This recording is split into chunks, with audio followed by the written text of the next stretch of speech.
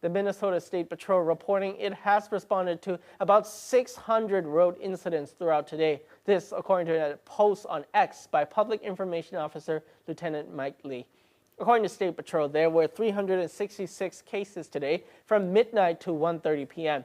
There were 179 property damage crashes, 12 injury crashes, 5 spinouts, 163 vehicles off the road, and 7 jackknife semis. Now, for the time period between 1:30 p.m. to 5 p.m., the Minnesota State Patrol says there were 96 property damage crashes, 14 injury crashes, 9 spinouts, 102 vehicles off the road, and 9 jackknife semis. In total, there were 230 cases between that time period. We also reached out to the Iowa State Patrol regarding its crash numbers for today.